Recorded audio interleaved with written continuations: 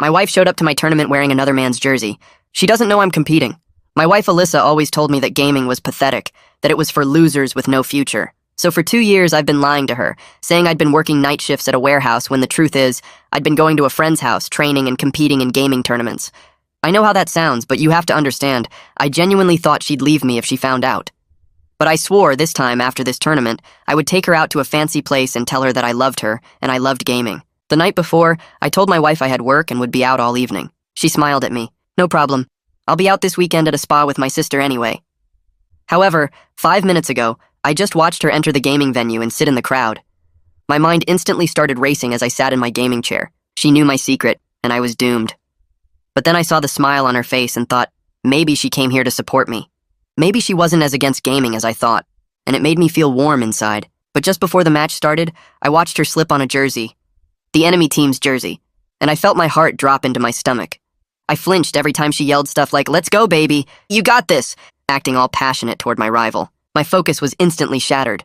I started missing shots I wouldn't normally miss. I wasn't communicating with my team at all, and it didn't take long for the enemy team to absolutely dominate us. My teammates called a timeout the moment they noticed I was completely off. "Dude, what's wrong with you?" my teammate Jake asked. I couldn't answer. I just kept staring at Alyssa in the crowd while she stared lovingly at the other guy, blowing kisses at him, something she never once did for me. My team got more frustrated the more we started falling behind. When our opponents were 4 points away from winning, my team called in a second timeout.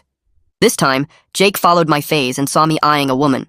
"Are you really gonna sit here and be distracted by some chick?" he complained. I replied quietly, "That's my wife." The whole team went silent. They looked at me, then at her, then up at the scoreboard. I could see it clicking for them. They realized I wasn't just playing bad. I was just emotionally destroyed by the person who should have been supporting me the most. Without saying anything else, my teammates rallied around me.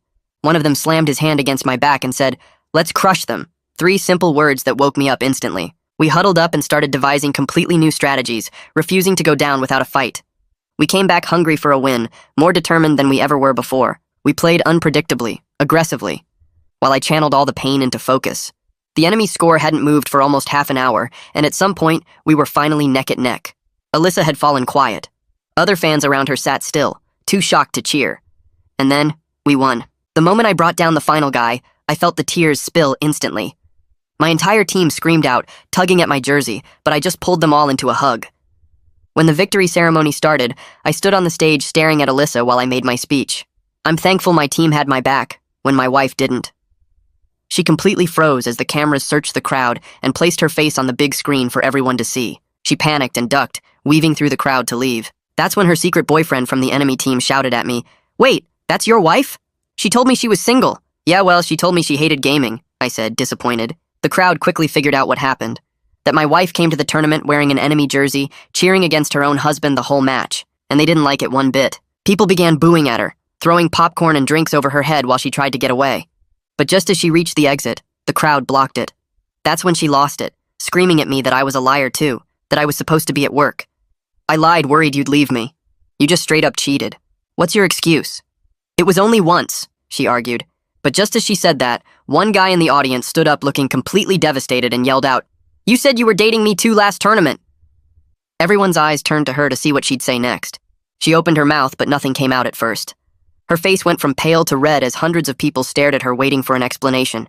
The second guy who claimed she dated him stood there with his arms crossed, looking betrayed and angry. Alyssa finally stammered something about it being a misunderstanding, but her voice was too quiet and shaky for most people to hear. Someone near her yelled for her to speak up. She tried again, louder this time, saying the second guy was just a friend, and he misunderstood their relationship. The crowd didn't buy it. People started shouting questions at her, asking how many guys she was seeing and if she had any shame. I stood frozen on the stage, gripping the trophy so hard my knuckles turned white. My teammates had their hands on my shoulders, trying to keep me steady, as the whole venue watched this nightmare unfold. The big screen still showed Alyssa's face blown up huge for everyone to see. She looked around desperately for an escape route, but the crowd had her boxed in near the exit. Security guards in yellow vests started pushing through the crowd toward her. The venue staff looked stressed and confused about how to handle this situation. My rival from the enemy team stood near his teammates looking shocked and hurt. He kept shaking his head like he couldn't believe what was happening. Jake squeezed my shoulder and leaned close to my ear. He told me we should get off the stage before this got worse. I nodded, but my legs felt heavy and weird. The announcer tried to regain control by thanking everyone for coming and saying the ceremony was over. Nobody paid attention to him. All eyes stayed on Alyssa as security finally reached her and started clearing a path. She ducked her head and let them guide her toward a side exit away from the main doors. The crowd parted reluctantly as security pushed through with Alyssa between them. People kept yelling things at her, but the guards blocked anyone from getting too close. I watched her disappear through a door marked staff only. The moment she was gone, the crowd's attention snapped back to me standing on stage. Phones pointed in my direction now. People started recording videos and taking pictures. The murmurs got louder as everyone processed what they just witnessed. My teammates surrounded me and started moving me toward the backstage area. Jake had his hand on my back guiding me while another teammate grabbed my gear bag. The walk off stage felt like it took forever, even though it was probably only 30 seconds. Reporters tried to shout questions at me, but my teammates formed a wall and kept them back. We pushed through a heavy door into a hallway behind the stage. The noise from the venue became muffled. My ears were ringing and my chest felt tight. One of my teammates asked if I was okay, but I couldn't answer. We kept walking until we reached the locker room area. It was a basic space with benches and lockers and fluorescent lights that hurt my eyes. My teammate sat me down on a bench and someone handed me a water bottle. I stared at it in my hands without drinking. Jake sat down next to me without saying anything. The other guys hovered around asking questions I couldn't process. Someone said I played amazing in the second half. Another person said not to worry about what just happened. Their voices blended together into background noise. I sat there watching my hands shake while holding the water bottle. The cold plastic felt real, but everything else seemed fake and distant. Jake stayed quiet beside me, which I was grateful for. I didn't want anyone trying to fix this or tell me it would be okay.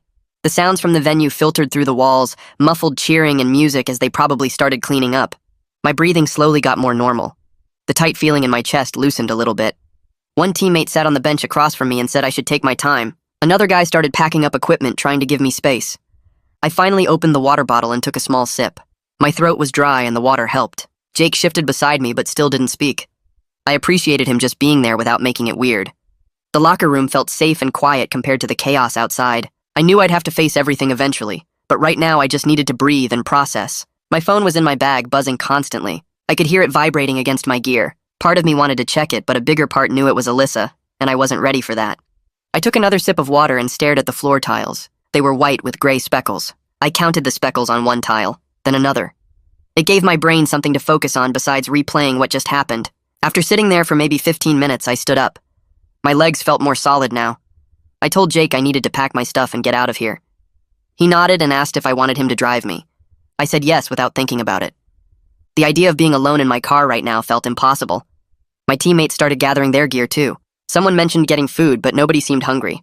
We were all just going through the motions of post-tournament routine, even though nothing felt routine. I made myself focus on packing my bag. Mouse, keyboard, headset, cables. Each item went into its spot. The familiar actions helped ground me. Jake stood nearby, keeping an eye on me without being obvious about it. I zipped up my bag and slung it over my shoulder. The trophy sat on the bench where someone had set it down. I picked it up and looked at it. First place. We actually won. The victory felt hollow and strange now. But we did win. My team pulled together when it mattered. I held on to that thought as we headed toward the exit. A tournament coordinator stopped us in the hallway. She looked stressed and apologetic. She said I needed to do a quick interview for the broadcast. It was required by tournament rules. I wanted to say no, but Jake gave me a look that said I should just get it over with. The coordinator led me to a small room set up with cameras and lights. A reporter stood there with a microphone looking uncomfortable. I sat in the chair they pointed to and tried to arrange my face into something normal. The lights felt hot on my skin. The reporter asked basic questions about the match and our comeback. I gave short answers about teamwork and staying focused under pressure. He asked what was going through my head during the final round. I said my team had my back and that made all the difference. He seemed to want me to mention what happened with Alyssa, but I didn't take the bait. I kept my answers about the game and about being honest with the people who matter. The reporter looked disappointed but didn't push it. After maybe 5 minutes, they said we were done. I stood up fast and headed for the door. My face felt hot and I knew I was probably red. Jake was waiting in the hallway and we walked quickly toward the exit. Other players and staff watched us pass. Some looked sympathetic, others looked curious. I kept my eyes forward and kept walking. We pushed through the back doors into the parking lot. The cool evening air hit my face and I took a deep breath. Jake's car was parked near the back. We threw our gear in the trunk and got in. He started the engine but didn't pull out right away. My phone had been buzzing the entire time we walked to the car. I finally pulled it out and looked at the screen.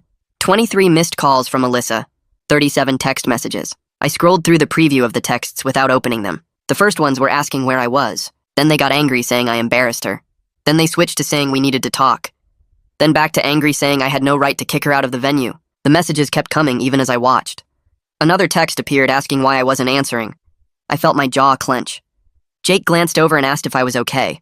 I said I needed to silence my phone. I went into settings and put it on Do Not Disturb.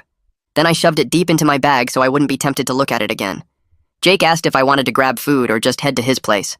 I said his place. The idea of being in public at a restaurant felt impossible. He nodded and pulled out of the parking lot. We drove in silence for a while. The streetlights passed by outside. My brain kept replaying moments from the tournament, seeing Alyssa in that jersey, her cheering for the other team, the look on her face when the big screen showed her, the second guy standing up, her trying to explain. All of it played on loop in my head. Jake's apartment was small but clean. He cleared some space on his couch and grabbed me a blanket and pillow. He asked if I wanted to talk, but I shook my head. He said okay and told me to help myself to anything in the fridge. Then he went to his room and closed the door. I sat on the couch still wearing my team jersey. The apartment was quiet except for the hum of the refrigerator. I pulled out my phone even though I knew I shouldn't. The Do Not Disturb was still on, but I could see the notifications stacking up. 52 texts from Alyssa now.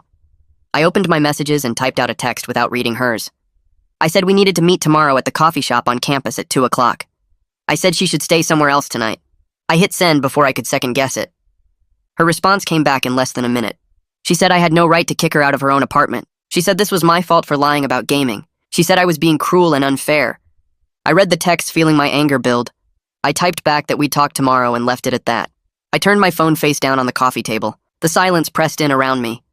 I laid down on the couch and pulled the blanket over myself. My body felt exhausted, but my brain wouldn't shut off. I stared at the ceiling in the dark. Jake's apartment had those popcorn ceilings with little bumps and shadows. I traced patterns in the texture, trying to make my mind focus on something besides everything that happened. My phone kept lighting up on the coffee table, even though it was face down. I could see the glow through the gap. Each time it lit up, I knew it was another text from Alyssa. I forced myself not to look. The ceiling had a water stain in one corner shaped kind of like a cloud. I studied it and tried to breathe slowly. My chest still felt tight. My hands still felt shaky when I held them up. The victory should have felt amazing. We came back from being destroyed. We won. But instead I felt hollow and sick. I rolled onto my side facing the back of the couch. The fabric smelled like laundry detergent. I closed my eyes and tried to sleep, but my brain kept racing. I thought about how Alyssa wore that jersey, how she cheered against me, how she looked at that other guy, how she blew him kisses, things she never did for me. I thought about the 2 years of lying about gaming, telling her I was working night shifts at a warehouse. The guilt mixed with anger mixed with hurt until I couldn't separate them anymore. Hours passed. I knew it was hours because I kept checking my phone for the time without reading the messages. Midnight, 1 a.m., 2 a.m. Sleep never came. Around 3 a.m., I opened social media without thinking. That was a mistake. Clips from the tournament were everywhere. Someone had posted the full video of the ceremony, including Alyssa's face on the big screen. It already had thousands of views. The comments were brutal. People calling her names. People saying I deserved better. People making jokes. Some people saying I was wrong for lying about gaming. Others defending me. The whole thing had blown up into a debate about relationships and honesty. I saw my face in thumbnails and screenshots. Saw Alyssa's face. Saw the moment of confrontation captured from multiple angles. I closed the app, but the images stayed burned in my mind. I put my phone on the floor so I couldn't reach it easily. I pulled the blanket over my head, trying to block everything out. My eyes burned from being open so long. My body ached from tension. But sleep still wouldn't come. I just laid there in the dark on Jake's couch, replaying every moment and wondering how I missed all the signs that my wife was cheating on me. I woke up around 6 in the morning with my neck stiff from Jake's couch. The apartment was quiet except for the hum of the refrigerator in the kitchen. I sat up and rubbed my eyes, feeling the exhaustion settle into my bones. My phone was still on the floor where I'd left it. I picked it up and saw 83 messages from Alyssa now. I didn't open them. I stood up and folded the blanket Jake had given me, setting it on the arm of the couch. My body felt heavy as I moved around the apartment. Jake was still asleep in his room with the door closed. I found my shoes by the door and slipped them on without tying the laces. I grabbed my keys and wallet from the coffee table. The morning air outside was cold and damp. I walked to my car parked down the street and got in. The engine started with a rattle that echoed in the empty neighborhood. I drove toward the apartment I shared with Alyssa, knowing she wouldn't be there. She'd texted last night saying she was staying at her sister's place. The drive took 15 minutes through streets that were mostly empty. I parked in my usual spot and sat in the car for a moment, staring at the building. My hands gripped the steering wheel tight enough that my knuckles turned white. I forced myself to get out and walk up the stairs to the second floor. The hallway smelled like old carpet and someone's breakfast cooking. I unlocked the door and pushed it open. The silence inside felt thick and wrong. I stepped in and closed the door behind me. The living room looked exactly how I'd left it 2 days ago. Alyssa's shoes were scattered by the couch. Her coffee mug sat on the side table with a brown ring stained at the bottom. I walked toward the kitchen, and that's when I saw it. On the counter next to the sink was a canvas tote bag. The enemy team's jersey was stuffed inside, crumpled and wrinkled. Her wallet sat next to it along with her keys on the ring shaped like a cat. I walked closer and pulled the jersey out of the bag. The fabric felt rough in my hands. I held it up and stared at the logo printed across the chest. The number on the back was my rival's number. The confirmation hit me like a punch to the gut. She really wore this. She really cheered against me while wearing another man's jersey. My hands started shaking as I dropped the jersey back into the bag. I leaned against the counter and closed my eyes. The apartment felt smaller suddenly, like the walls were pressing in. I stood there for several minutes, just breathing. Then I pulled out my phone and opened my messages. I typed out a text to Alyssa without reading any of hers. I said we needed to meet at the coffee shop near campus at 2 o'clock today. I said it had to be somewhere public. I hit send and shoved the phone back in my pocket. I didn't want to be in the apartment anymore. I grabbed a few things from the bedroom, stuffing clothes into a backpack I found in the closet. I took my phone charger and my toothbrush from the bathroom. Then I left and locked the door behind me. I got back to Jake's apartment around 8 in the morning. He was awake now, sitting at the kitchen table eating cereal. He looked up when I walked in and nodded, but didn't ask questions. I dropped the backpack by the couch and sat down. My phone buzzed in my pocket. I pulled it out and saw Alyssa had responded. She said 2 o'clock was fine, but she wanted to know why I was being so dramatic. She said we could talk at home like normal people. I didn't respond. I set my phone on the coffee table face down. Jake finished his cereal and brought the bowl to the sink. He asked if I wanted breakfast, but I shook my head. I wasn't hungry. I spent the next few hours pacing around Jake's apartment.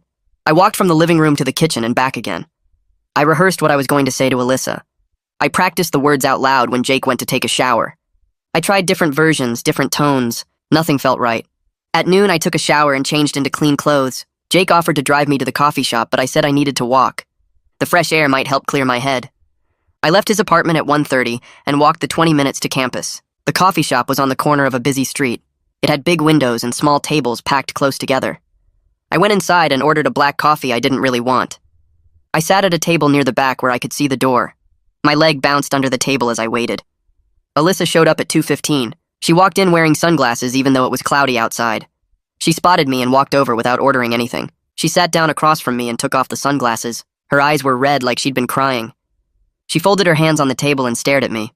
I stared back. Neither of us spoke for a long moment. The coffee shop was busy with students studying and people on laptops. The noise around us felt distant. Finally, Alyssa spoke first. She said this was all a huge mistake and she didn't mean for any of it to happen. She said she got confused and made a bad choice. Her voice was quiet and shaky. I listened without interrupting. She said I was the one who lied first by hiding my gaming career for 2 years. She said I made her feel like she couldn't trust me. She said if I'd just been honest from the start, none of this would have happened. I felt my jaw tighten. I took a breath and told her I was wrong to lie about gaming. I said I did it because I was scared she'd leave me if she knew the truth. I said that doesn't excuse what I did, but it explains it. Then I said her cheating and wearing another man's jersey to humiliate me publicly was not the same thing. She looked away and shook her head. She said I was making it sound worse than it was. She said it was only one time and she didn't think I'd ever find out. She said she never meant to hurt me. I asked her about the guy in the audience who said she dated him at a previous tournament. Her face went pale. She said that was different and complicated. She said he was lying to get attention. I didn't believe her. We went in circles for almost an hour. She kept minimizing what she did and turning it back on me. I kept trying to explain the difference between my lie and her betrayal. Nothing was getting through. Other customers glanced over at us occasionally. We were keeping our voices down, but the tension was obvious. Finally, I said we needed to separate for a while.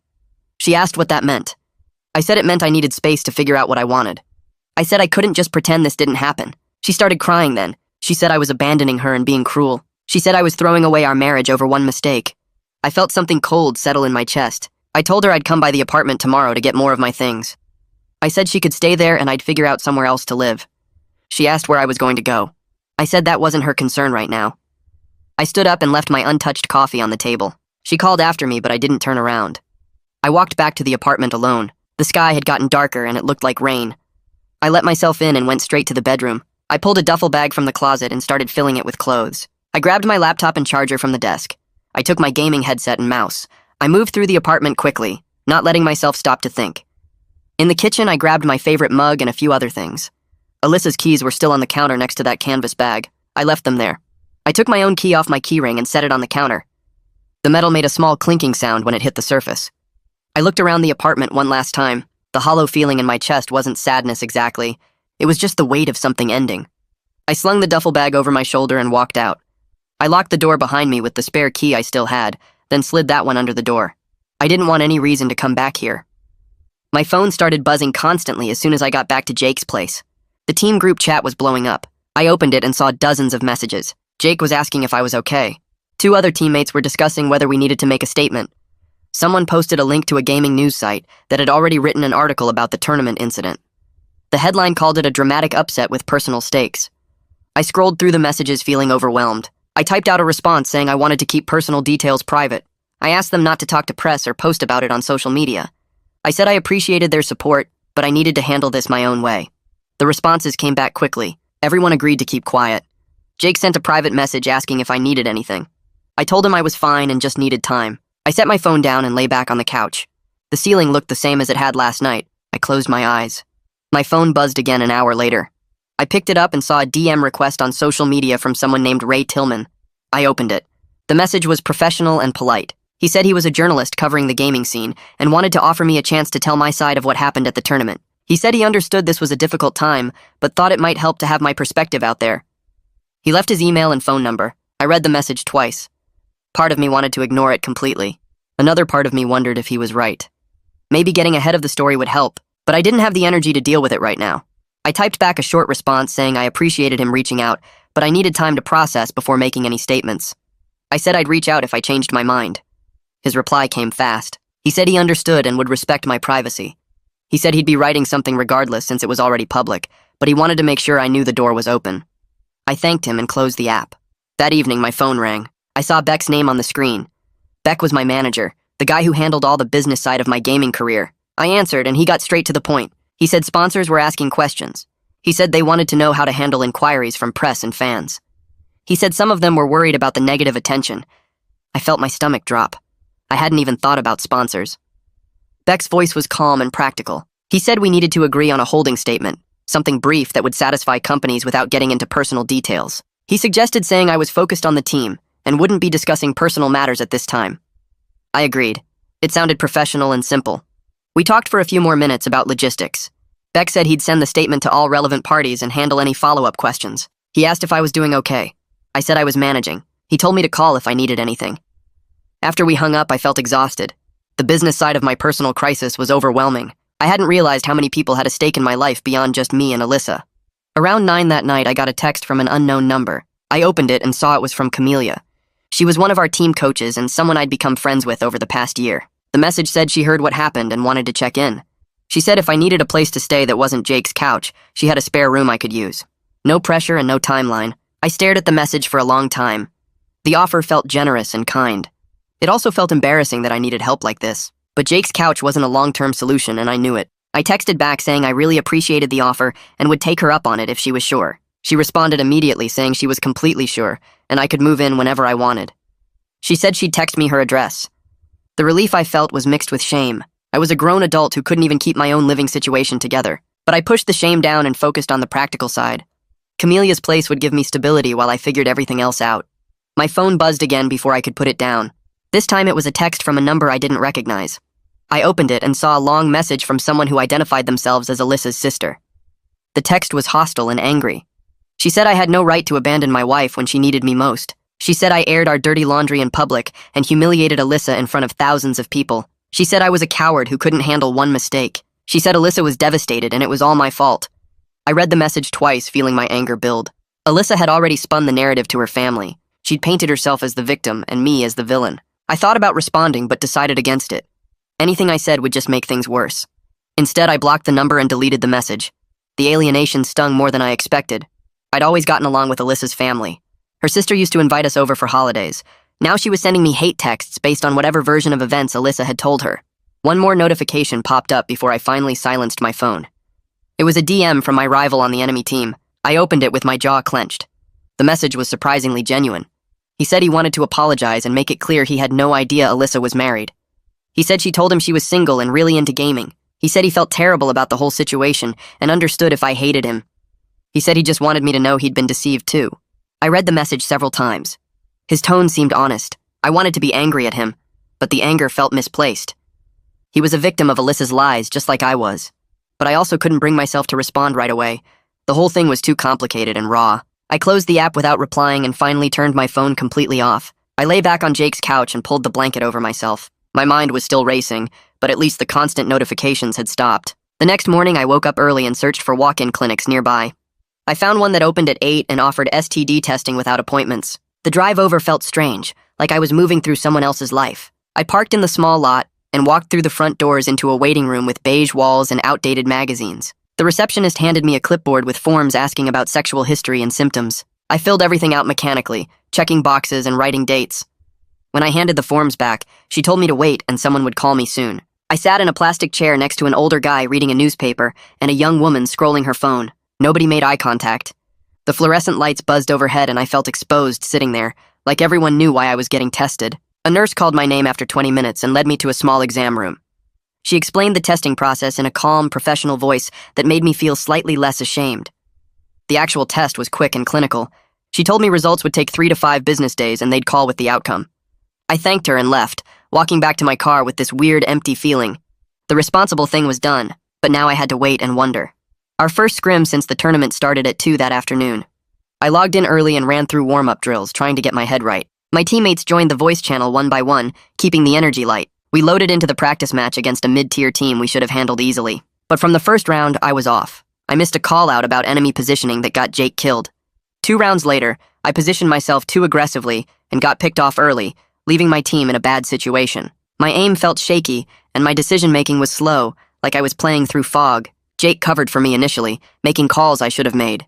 But as we fell further behind, I heard the frustration creeping into everyone's voices. We lost the first map badly. During the break between maps, nobody said anything directly to me, but the silence felt heavy. I apologized for my poor play and promised to focus better. The second map went slightly better, but we still lost. After the scrim ended, I sat staring at my screen feeling that old self-doubt crawl back in. Maybe I couldn't handle pressure. Maybe the tournament win was just luck. Maybe I was going to let my team down when it actually mattered. Camelia messaged me privately asking to talk after everyone else logged off. I stayed in the voice channel while my teammates dropped out one by one. When it was just us, she got straight to the point. She said my performance today was concerning, and we needed to address what was happening. I admitted I was struggling to focus with everything going on. She listened without interrupting, then told me I needed to set clear boundaries around my personal situation. She said the team needed me functional, and that meant taking active steps to manage the chaos. We talked about developing a proper PR plan so I wasn't constantly reacting to online drama. She suggested limiting social media, establishing no contact periods with Alyssa, and being more structured about separating team time from personal problems. Her tone was direct but not mean. She acknowledged this was genuinely hard, but made it clear I couldn't keep playing like I did today. The combination of accountability and support helped me feel less like I was drowning. She said she believed in me, but I had to do the work to get my head straight. I agreed to everything she suggested and thanked her for being honest. After we hung up, I felt slightly more grounded, like I had a plan instead of just chaos. That night, I sat at Camelia's kitchen table with my laptop and started drafting a personal statement. I wanted to own my mistake of lying to Alyssa about gaming without trashing her publicly. The first version was too emotional, full of hurt and anger bleeding through every sentence. I deleted it and started over, focusing on accountability. I wrote about hiding my passion because I feared rejection, acknowledging that lying was wrong regardless of my reasons. I mentioned that relationships require honesty even when the truth is scary. I kept Alyssa's actions vague, not detailing the cheating or public humiliation. The statement was 3 paragraphs, trying to strike a balance between taking responsibility and not completely throwing myself under the bus. I sent it to Beck around midnight asking him to edit it. He responded within an hour with a cleaner, more professional version. He'd removed the parts where my pain was too obvious and tightened the language. Reading his edits, I realized how much my hurt had been showing through. The final version felt measured and mature, even if it didn't capture everything I was feeling. Beck said it was good to post whenever I was ready. I published the statement the next morning on my social media accounts. Within minutes, responses started flooding in. Some people were supportive, saying everyone makes mistakes and appreciating my honesty. Others criticized me for lying in the first place, saying I had no right to complain about consequences. A few people defended Alyssa, suggesting I must have done something to drive her away. I read the first dozen comments, then forced myself to close the apps. I knew scrolling through responses would only make me feel worse, picking apart every criticism and questioning every word I'd written. The vulnerability hangover hit hard as I second-guessed the entire statement. Maybe I'd said too much. Maybe I hadn't said enough. Maybe I should have just stayed silent. Beck texted saying the statement was getting good traction, and most responses were reasonable. I thanked him but didn't open social media again. The exposure of putting my personal business out there felt raw and uncomfortable. Later that afternoon, Alyssa posted a vague story on her social media. I saw it because someone screenshot it and sent it to Jake, who showed me. Her post implied we both lied and hurt each other equally, painting the situation as mutual mistakes rather than her cheating. She didn't mention specifics, but the tone suggested I was just as guilty as she was. Her friends immediately filled the comments with supportive messages that subtly bashed me. They called her strong and brave, said she deserved better, implied I was controlling or neglectful. I felt irritation rise as I read through the comments. The narrative she was building completely ignored what actually happened, but I resisted the urge to retaliate or correct the record publicly. Getting into a social media war would only make everything worse. I handed Jake's phone back and told him I wasn't engaging with it. He nodded approval, saying that was the smart move. Still, it bothered me that she was rewriting history, and people were believing her version. The next day, our landlord sent an email asking about the lease. She wanted to know if we were both staying or if someone was moving out, since the lease was up for renewal in 2 months. The email was polite but practical, asking us to let her know our plans so she could prepare accordingly. Reading it made the administrative reality of separation hit me. We had to figure out deposits, utilities, who was taking what furniture, all the boring logistics of untangling a shared life. I forwarded the email to Alyssa with a brief message saying I'd already moved out and asking her to handle the lease situation. I suggested she could keep the apartment if she wanted, or we could both leave and let the landlord find new tenants. I kept the tone neutral and businesslike, not wanting to start another fight. She didn't respond immediately, which was probably for the best. 2 days later, I returned to the apartment with Jake to grab more of my belongings. I'd texted Alyssa beforehand saying I was coming and asking her not to be there. She didn't reply, but her car wasn't in the parking lot when we arrived. I unlocked the door and walked into what used to be my home. The apartment looked different somehow, like Alyssa had been stress living in chaos. Her stuff was scattered everywhere, dishes piled in the sink, clothes draped over furniture, empty takeout containers on the coffee table. Jake stayed near the door while I moved through the rooms, packing things into boxes. I grabbed my gaming equipment first, carefully wrapping monitors and organizing cables. Then I packed clothes, books, random personal items that were mine. The quiet grief of boxing up pieces of my life settled over me as I worked. Each item I packed felt like acknowledging the relationship was really over. Jake helped me carry boxes to his car without saying much. We made 3 trips total. When the car was loaded, I took one last look around the apartment, then locked the door and left the key on the kitchen counter. That evening, I scheduled an intake appointment with Justina Ellis, a therapist the team program covered for player mental health. The first available slot was 3 days out. When the appointment arrived, I drove to her office in a professional building downtown. The waiting room had comfortable chairs and calm artwork on the walls. Justina came out to greet me right on time. She was probably in her 40s with an easy manner that put me slightly at ease. We sat in her office and she asked me to explain what brought me in. I told her the whole story, starting with lying about gaming and ending with the tournament disaster. She listened carefully, taking occasional notes but mostly just paying attention. When I finished, I admitted I didn't know how to process any of this. She nodded and said that was completely normal given what I'd been through. Instead of diving into deep analysis, she focused on immediate coping strategies. We talked about breathing exercises, ways to manage intrusive thoughts, and how to separate work performance from personal chaos. She gave me practical tools I could use right away. The session felt helpful without being overwhelming. The next morning, team ownership called a meeting. It was me, the team manager, and 2 people from the organization's leadership. They were professional but direct about setting clear performance expectations.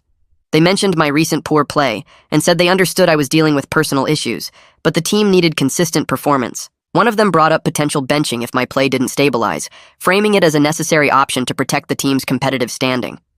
The message was delivered without hostility, but the stakes were obvious. My career depended on pulling myself together. I committed to doing better, outlining the steps I was taking with therapy and practice routines. They seemed satisfied with my response, but made it clear they'd be watching my performance closely. After the meeting ended, I sat in my car for a few minutes processing the pressure. Then I drove to the practice facility, determined to prove I could handle this. The next scrim session started 2 days later, and I sat in my gaming chair focusing on the breathing technique Justina had shown me. 4 counts in, hold for 4, 4 counts out. My hands felt steadier on the mouse as I loaded into the practice match.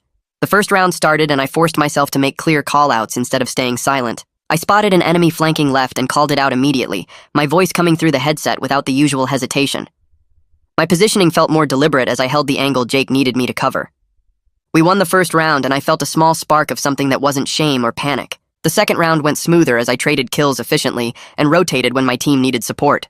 By the third round, Jake gave me a quick nod between plays, and that tiny acknowledgement felt huge.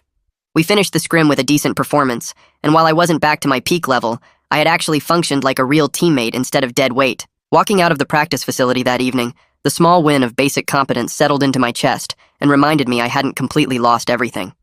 3 days later, I opened my laptop to check emails and saw Alyssa's name in my inbox. The subject line read, "Financial issue," and my stomach tightened before I even clicked it. She wrote that she needed money for a spa deposit she claimed she'd made months ago, saying the place was demanding payment or they'd cancel her membership. The amount was $600. I stared at the dates she mentioned and pulled up my calendar to cross-reference when she said she'd booked it. The timeline felt wrong because that would have been right around when we went to that tournament where the guy in the audience said she'd dated him. Suspicion crawled up my spine as I wondered if this was another lie or some kind of manipulation to get money from me. I closed the laptop without responding, needing time to think through how to handle our tangled finances. The email sat unanswered in my inbox while I paced around Camelia's spare room, trying to decide if I was being paranoid or if my gut was right about something being off. The next morning, I replied to Alyssa asking for receipts or some kind of confirmation from the spa, showing she'd actually made the deposit months ago. I kept the email short and factual, just requesting documentation before sending money. Her response came back within an hour, and the tone was completely different from her original message. She accused me of abandoning her financially and being controlling about money that was technically ours. The anger in her words felt way too big for a simple request for proof, and that reaction made me more certain something didn't add up about her story. I read through her email twice, noting how she'd pivoted from asking nicely to attacking me for not immediately sending cash. The pattern reminded me of other times she'd gotten defensive when caught in small lies, and I saved both emails to a folder on my desktop. I didn't respond to her second message, letting the silence sit between us while I focused on separating our finances properly instead of getting pulled into another fight. 2 days after that email exchange, Ray's article went live on a gaming news site I checked regularly. The headline read, "When Passion and Partnership Collide, a Case Study in Gaming Careers," and I clicked through with my jaw tight. He'd written a balanced piece about how gaming careers create relationship strain, using our situation as an example without naming either of us directly. The article acknowledged that hiding a career was a breach of trust, but also explored how dismissive attitudes toward gaming push people into secrecy. Ray included quotes from relationship experts and other pro gamers about navigating partner expectations. Reading it made me feel exposed and uncomfortable seeing our private mess turned into a public example, but I had to admit he didn't sensationalize it or paint either of us as a villain. The comments section filled with people debating who was more wrong and sharing their own stories about hiding hobbies from judgmental partners. I closed the tab feeling uneasy about being a case study, but appreciating that Ray had kept his word about fairness. That same evening, a notification popped up on my phone from a username I didn't recognize. The message started with, "Hey, I'm the guy from the tournament who said your wife dated me," and my finger hovered over the delete button. But curiosity won, and I opened the full message to see he'd attached screenshots of conversations between him and Alyssa from 3 months ago. I scrolled through the images, seeing her tell him she was single and worked in marketing, asking about his gaming schedule and which tournaments he'd be attending. The next screenshots showed similar conversations with 2 other players from different teams, all within a 6-month period. A pattern emerged of her targeting players at tournaments and lying about her relationship status to get close to them.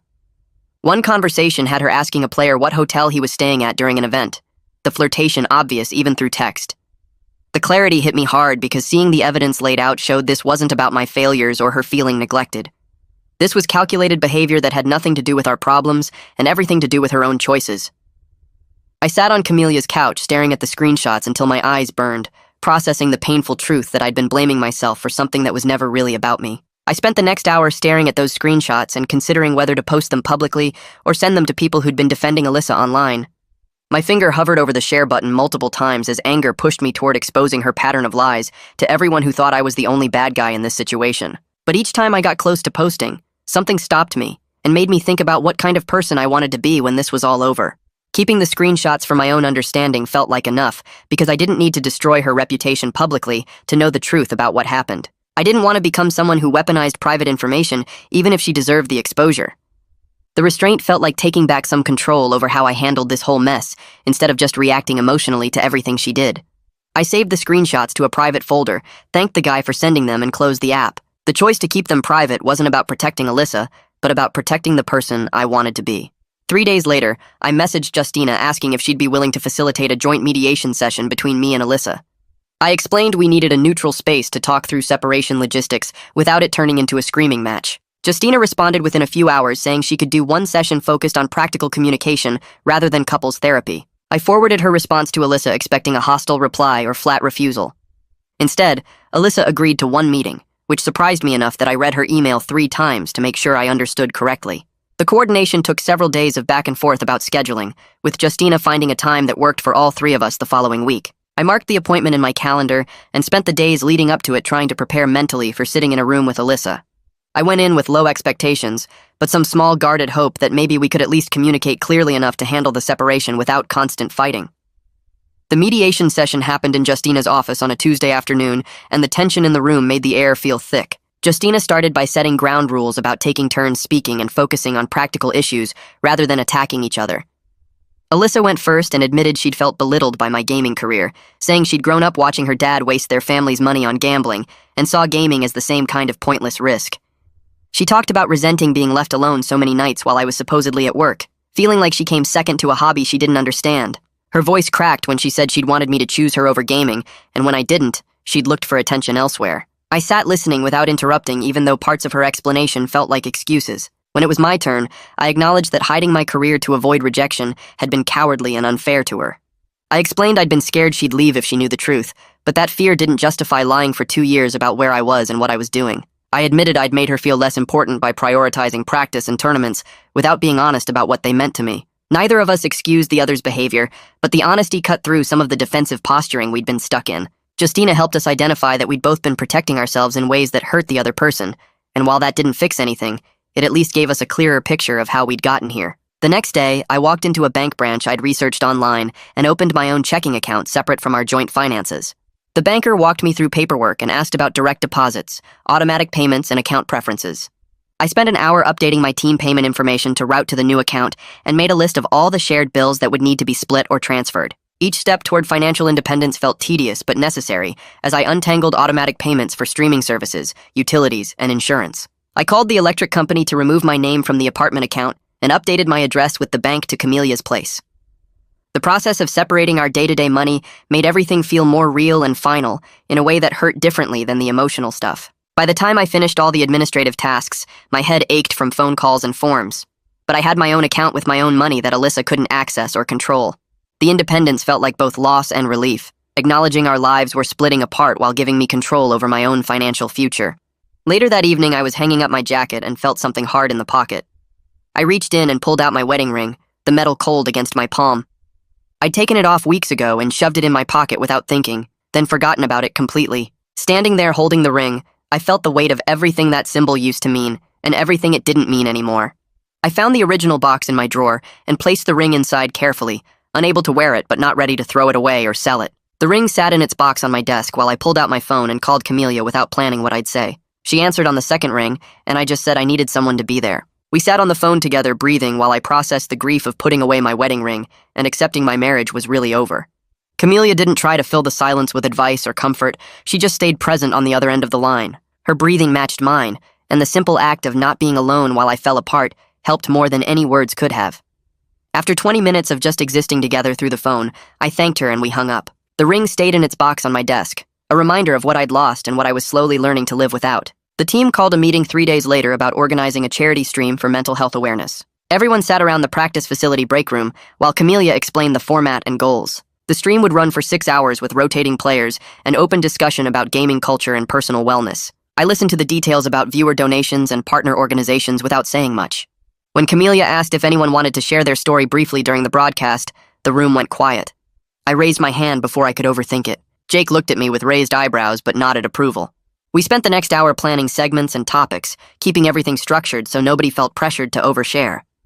I agreed to a 10-minute segment about setting boundaries in relationships and why honesty matters even when it's scary. The team seemed relieved someone was willing to go first and open up the conversation. Camelia pulled me aside afterward to make sure I felt ready and wasn't forcing myself. I told her it felt right to use what happened for something useful instead of just hiding from it. The rival team posted an announcement 2 days before our charity stream. They were conducting an internal review of player conduct policies and relationship disclosure requirements. The statement didn't name anyone specifically or throw my rival under the bus. It acknowledged that unclear boundaries had created problems and they were taking steps to prevent future issues. I read it twice on my phone while sitting in Camelia's kitchen. The response felt measured and fair instead of reactionary. Part of me appreciated they weren't destroying someone who'd also been lied to and manipulated. Another part still felt angry that Alyssa had put multiple people in this position. I screenshot the announcement and sent it to Jake with no comment. He replied with a thumbs up. The whole situation remained complicated and messy, but at least the rival organization was trying to do better instead of just blaming individuals. Jake and I met at a coffee shop near the practice facility to work through our communication patterns. He brought a notebook with plays and positioning diagrams from our recent scrims. We spent an hour reviewing moments where my callouts had been unclear or delayed. Jake didn't sugarcoat anything, but he also didn't make it personal. He showed me 3 specific rounds where better communication would have changed outcomes. I acknowledged each one, and we talked through what I should have said differently. Then we switched to his areas for improvement. Looking at times his positioning left me exposed. The balance of accountability felt good instead of one-sided. We ordered a second round of coffee and mapped out our roles for the upcoming qualifier. Jake reminded me that we functioned best when I handled mid-control, and he focused on entry fragging. The team-first approach helped me feel connected to something bigger than my personal mess. By the time we left, I felt more confident about our synergy and less worried about letting everyone down.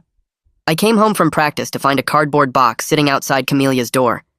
My name was written on top in Alyssa's handwriting. I carried it inside and set it on the kitchen counter before opening it. Inside were random items from our apartment, things I'd forgotten or hadn't prioritized during my quick packing trips. A hoodie I'd been looking for, some gaming peripherals, a photo album from our first year together. Tucked on top was a folded piece of notebook paper.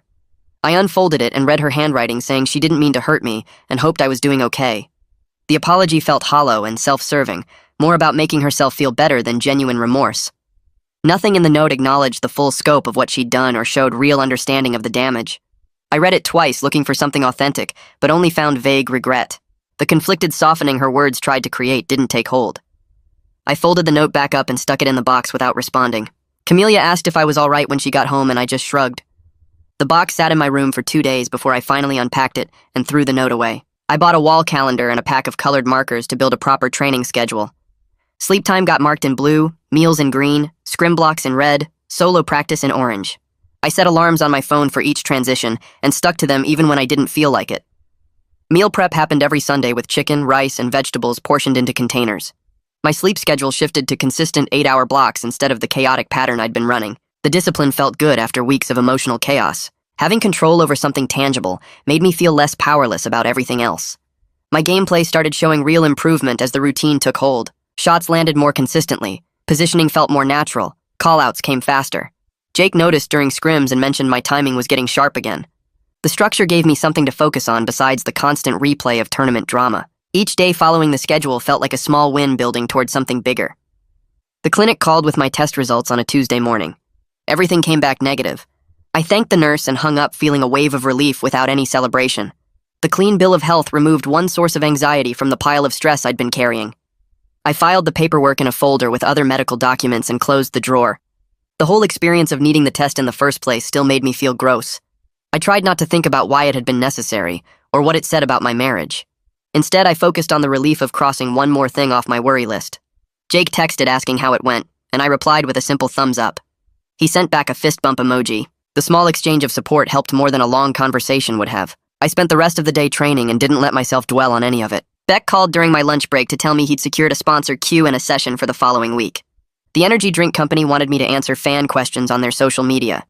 He'd already set clear boundaries with them about what topics were off limits. No questions about Alyssa, no questions about personal drama, nothing that wasn't directly related to gaming or team performance. I agreed to participate knowing professional obligations didn't pause for personal problems. Beck sent over a prep document with likely questions and suggested talking points. We spent 20 minutes on the phone rehearsing responses until I felt more confident. The structure and preparation helped me feel less anxious about facing public interaction. Beck reminded me I could always redirect or decline to answer if something felt wrong. His support made the whole thing feel manageable instead of overwhelming. I marked the Q&A date on my calendar and spent the next few days reviewing the prep materials. Qualifier day arrived and I woke up 2 hours before my alarm. I lay in bed running through my pre-match routine mentally before getting up. Shower, light breakfast, gear check, warm-up drills. I committed to keeping my eyes on the screen and comms, refusing to scan the crowd or get distracted by anything outside the game. My headset went on and the world narrowed to just the match. The intentional focus felt like putting on armor against everything else. I ran through aim training maps until my hands felt loose and responsive. Jake arrived at the venue same time as me, and we did our team warm-up together. The familiar rhythm of preparation steadied my nerves. I blocked out thoughts about Alyssa, about drama, about anything except the game in front of me. When we took our seats in the competition area, I adjusted my monitor and checked my settings twice. Everything felt right. My breathing stayed even and controlled. The countdown started and I locked in. The early maps were shaky as nerves affected my timing on crucial shots. I missed an easy pick that should have opened up the round. My positioning felt slightly off and I second-guessed calls I normally made automatically. The pressure of needing to perform well after everything that happened weighed heavier than I expected. but halfway through map 2, I forced myself to redirect team comms and steady my focus. I called out enemy positions clearly and moved with more confidence. My teammates responded to the callouts and we clawed back from a rough start. Jake Entry fragged perfectly on 3 consecutive rounds, and I traded kills when he went down. The synergy we'd practiced started clicking into place. Our coordination improved as I stopped overthinking and just played. By map 3, we'd found our rhythm, and the match felt competitive again. The resilience under strain felt like proof I could handle adversity and come back stronger. We lost the qualifier 2-3 in a series that could have gone either way. The final round came down to a 1 versus 2 situation that we couldn't quite close out. I pulled off my headset and sat back in my chair, feeling the disappointment settle in my chest. The loss was real and it hurt. But I'd given everything I had and played with focus despite the pressure. I stood up and walked over to shake my rival's hand after the match. He looked surprised but accepted it with genuine respect. No hard feelings about the competition itself, just 2 players who'd battled hard. My team gathered for a quick debrief and nobody blamed me or made excuses. We acknowledged what went wrong and what we'd do better next time. I handled the disappointment with composure, knowing this was just one tournament in a longer journey. The ability to lose without falling apart felt like its own kind of victory. That night I sat in front of my webcam at Camelia's place and recorded a message for my fans. I kept it short, maybe 2 minutes, talking straight to the camera about taking responsibility for my performance in the qualifier. I thanked everyone for their support and said I was working on improving my game and my focus. No excuses about personal stuff, just honest acknowledgement that I could do better. Posting it felt scary but necessary, like admitting my mistakes publicly, instead of hiding behind drama. The comments came in fast, mostly positive, people saying they respected the honesty. I closed the laptop before I could read too many and second-guess myself. The next morning, Ray Tillman sent another message asking if I'd do a follow-up interview. I stared at the request for a while before typing back that I'd agree, but Alyssa and relationship details were completely off-limits.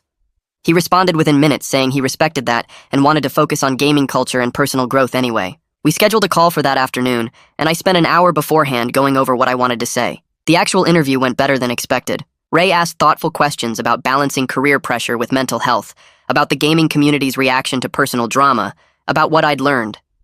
I kept my answers grounded and forward-looking, refusing to trash anyone or play victim. The control over my own narrative felt powerful, like I was finally steering my story instead of just reacting to it. When we finished, Ray thanked me and said the piece would run in a few days. I hung up feeling lighter, like I'd handled something professionally instead of letting it handle me. 2 days later, Beck called with news about a contract extension. The team wanted to keep me, but with a performance clause tied to results over the next 3 months. I met with ownership that afternoon, and they laid it out clearly, showing me the numbers I needed to hit and the benchmarks they expected. The conditional nature stung a little, but I understood it. They were taking a risk keeping me after everything that happened. I signed the paperwork right there, shaking hands with the team manager who told me they believed I could bounce back. Walking out of that office, I felt motivated instead of pressured, like I had something concrete to work toward. That same week, I contacted the lawyer Beck recommended and set up a meeting about legal separation. The office was small and plain, just a desk and some filing cabinets. The lawyer walked me through the process, explaining it would be straightforward since Alyssa and I had no kids and no major shared assets. I filled out forms listing our apartment lease and basic belongings, keeping my answers factual and unemotional. He drafted a polite notice to send Alyssa without any accusations, just clean legal language about separating our lives. Signing those papers felt heavier than the contract extension, more final somehow. But it also felt necessary, like closing a door that needed to stay closed. The lawyer said he'd handle sending everything to Alyssa, and I left his office with copies of the paperwork in my bag. I spent the next few days apartment hunting online, scrolling through listings during breaks from practice. Most places were too expensive or too far from the team facility. Finally, I found a modest studio within my budget, small but clean with decent internet and space for my gaming setup. I met the landlord there on a Saturday morning and walked through the empty rooms, calculating costs in my head. Rent, utilities, groceries, transportation. It would be tight but manageable if I was careful. The landlord seemed decent, not asking too many questions about why I was moving. I filled out the application right there and paid the deposit with money I'd been saving from tournament winnings. Getting the approval email 2 days later made it real. I had my own place, small and bare but mine.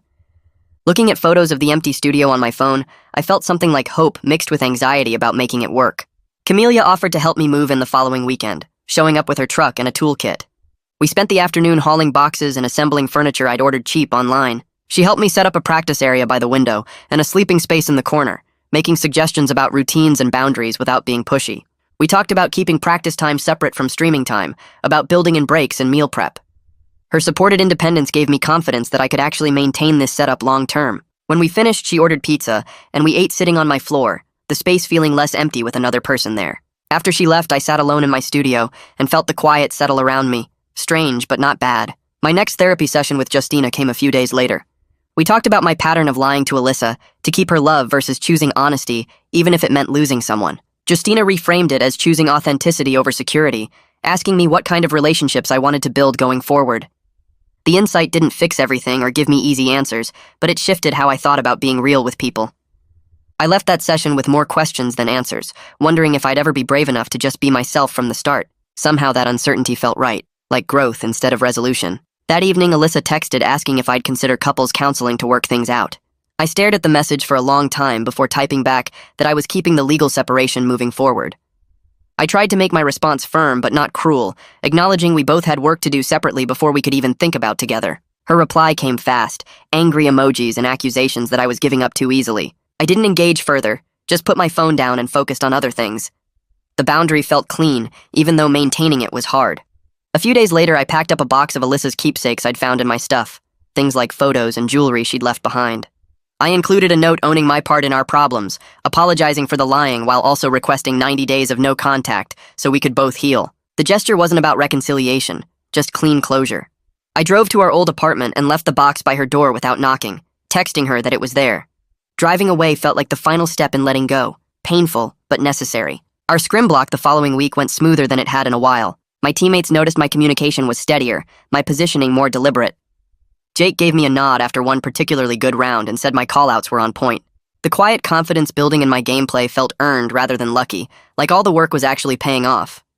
I wasn't back to peak form yet, still missing shots I should make and hesitating on some decisions. But the trajectory was clearly upward, improvement I could measure and feel. After practice, I stayed late running drills, pushing myself to be better tomorrow than I was today. I spent the next afternoon building out my new life in spreadsheet form, tracking every dollar I spent and every dollar I earned from streaming and tournament winnings. The numbers looked tight but workable if I stuck to the plan. I bought a pack of meal prep containers from the discount store and spent Sunday cooking chicken, rice, and vegetables in bulk for the week ahead. The routine felt boring in a good way, like I was taking care of myself instead of just surviving.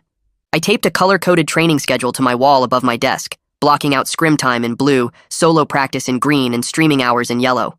Looking at the organized grid of my week made me feel like I had control over something real. Each small system I put in place built on the last one, creating structure where there used to be chaos and lies. Late that night, I sat at my desk with my journal open and started writing an apology letter to myself. The words came slowly at first, admitting where I failed by lying to Alyssa for 2 years instead of being honest about who I was. I wrote about choosing fear over truth and how that choice poisoned everything good we might have had. But I also acknowledged what I learned about boundaries and honesty and the difference between keeping someone's love through deception versus earning it through authenticity. The letter stayed in my journal, never meant for anyone else to read. I closed the notebook and read back what I wrote, feeling something like acceptance settle in my chest. I didn't need Alyssa's forgiveness or anyone else's absolution to move forward. The work was mine to do, and I was doing it. The following evening, I queued up a solo ranked match and muted every social media notification on my phone before the game loaded. I wasn't streaming or practicing for team strategy, just playing because I loved the game itself. My focus felt clear as the match started, my hands steady on the mouse and keyboard. I made call-outs to strangers who became temporary teammates, coordinating pushes and covering angles like we'd played together for months. We traded rounds back and forth with the enemy team, both sides playing sharp and focused. The final round came down to a 1 versus 2 situation, and I clutched it out with careful positioning and patience. The match ended with a close win, and my teammates typed quick thanks in chat before queuing their next games. I leaned back in my chair and smiled at my screen, realizing I was building something real here. A career and a life based on honesty and boundaries and genuine passion instead of fear of rejection. The path forward looked different from I imagined 2 months ago, but it felt right in a way nothing else had in years.